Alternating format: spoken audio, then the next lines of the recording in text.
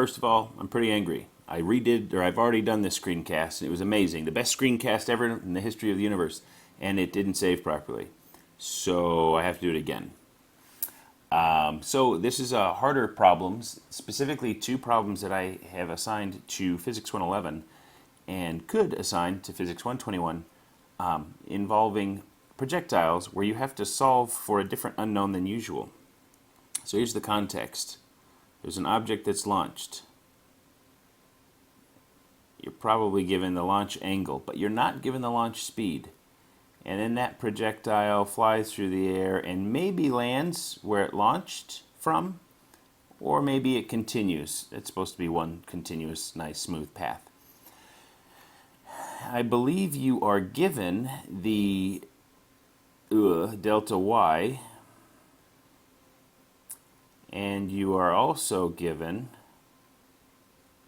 the delta x. So you know how far it goes horizontally and you know how far it drops, but you don't know the launch velocity. And that makes the problem a lot more complicated, actually. So with our tables,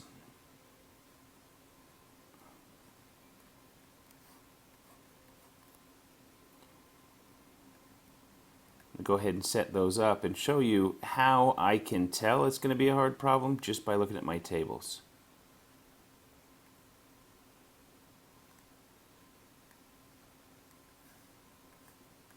So table of 5, I need a coordinate system. Say positive is right and positive is up. That tells me this acceleration is negative 9.8. And it tells me my delta y is going to be negative, whatever they gave me, whatever that number is. And my delta x is going to be a positive. So whatever the numbers are, I'm not actually going to solve the problem. I'm just going to explain how to solve the problem. So I'm just going to leave those as the number sign. Right. So in the table, I have put in the stuff that is given directly. The delta x was given. The delta y I figured out was negative, but it was given. The a is negative 9.8. And I don't see anything else in the tables. So right now I'm kind of in trouble. You might remember, hopefully, that when you have a non-zero launch angle, one of the first things we do is trig to figure out Vx and to figure out Vy. The problem is we don't know that launch velocity. So Vx is V cos theta, V initial, cos theta, and VIY is VI sine theta. Like, that much is still true. So I sort of have this. Sort of. Except I actually don't know V, so I'm sort of solving for that also. It's a little problematic. Yeah. So whenever I don't really have enough stuff in the tables, what I usually have to do is a substitution. Because I'm solving for this, and I know one other thing, and I don't know time. Now over in this table, I'm solving for this. I know these two things, but I need to know three things in this table in order to solve for everything. And I don't have that.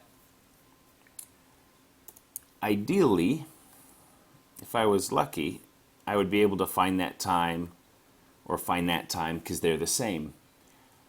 But I don't have enough information to actually solve for that time. Instead of actually solving for the quantitative, like you're solving quantitatively, the numeric value of time, I'm going to have to do a little more complex process. I'm going to solve for time symbolically and do a substitution.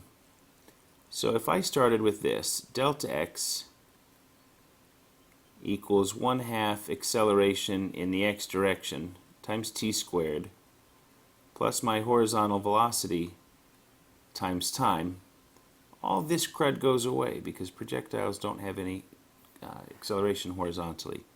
And that simplifies to delta x equals Vx delta t, or delta t equals delta x over vx.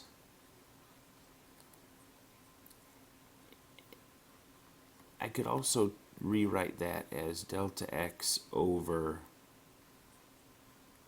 v cos theta. And now it's in terms of this unknown, v, that I'm going to want to solve for. It looks kind of gross. I really don't know what the time value is, but I know this is what the time value equals. And that can be useful. Now I'm going to take that and use it in the y direction. So delta y equals 1/2 a in the y direction t squared plus v initial in the y direction t. Now I apologize right now. This is going to get pretty bad. You're not going to like it much. Probably, unless you're a giant math nerd. And like I am, I guess. So here's the substitution. In place of time, I'm going to write what time is equivalent to, which is delta x over v cos theta. And here VIY, I'm going to go ahead and write that as v sine theta. And now I write delta x over v cos theta. Okay, that looks pretty gross, but if you look carefully, delta y is a number. That would be given. 1/2 is just a number. AY is just a number. That's given. Delta x is given. Theta's given. Theta's given. Delta x is given. Theta's given. The only thing here is v. I don't know what v is. It's in 3 different places, but I don't know what v is. I'm down to one unknown and one equation. That's significant. Oh no, wrong button. I still have quite a bit of algebra to do to get v by itself.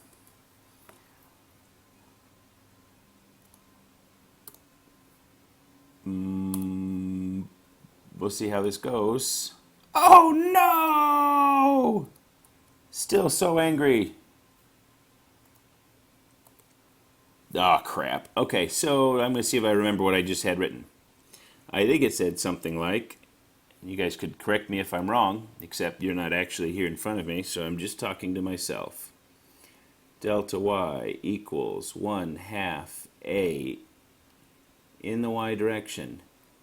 Instead of t, it was delta x over v cos theta squared plus v sine theta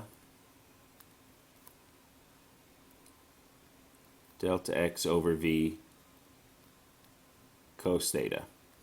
I'm pretty sure I'm right. So this big old mess, I now need to rearrange to get v by itself.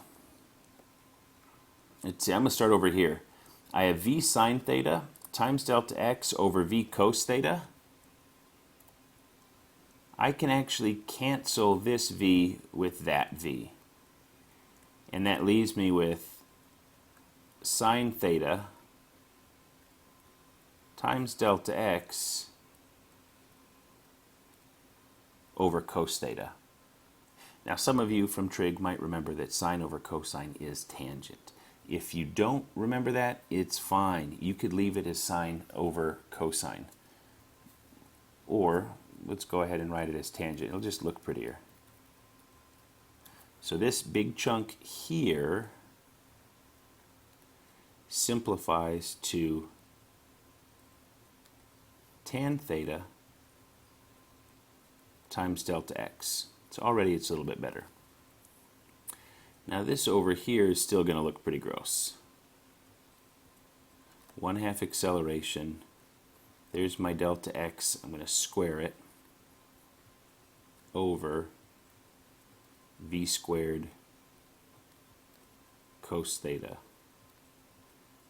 squared.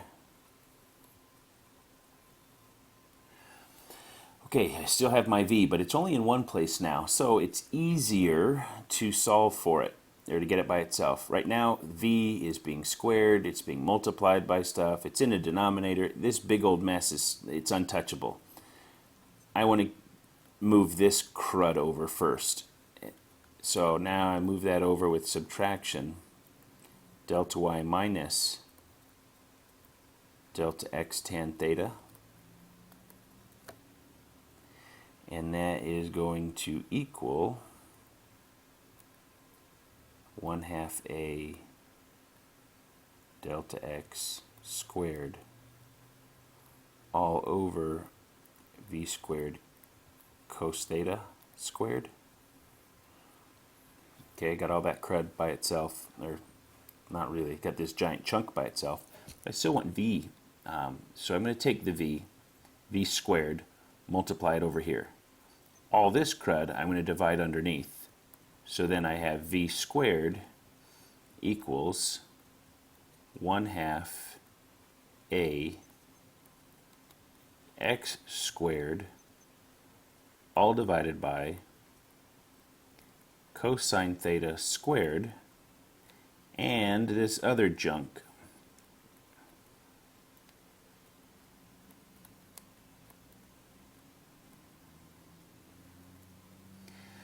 And if you remember, I actually said that was v squared, but here I wrote v. That's because I need to square root that giant mess of crud. Recommendation when you go to put this in your calculator with numbers, be careful with parentheses. You want that to be clearly identified by or as your numerator, and you want all of this to be your denominator. When you go to numbers, plug it in, you should get an answer. And technically we have a positive and a negative root when we do a square root, but we just want the positive one. It's a positive number, it's the launch speed. It's gross. You could probably simplify this more, but I'm not going to require you to do that. Instead, this is where you go to numbers to hopefully arrive at the correct answer for launch speed in one of those nasty problems. Take your time, watch it again, review it. It's gross algebra, but believe it or not, you do have those algebra skills. You just maybe need to dust them off a little bit.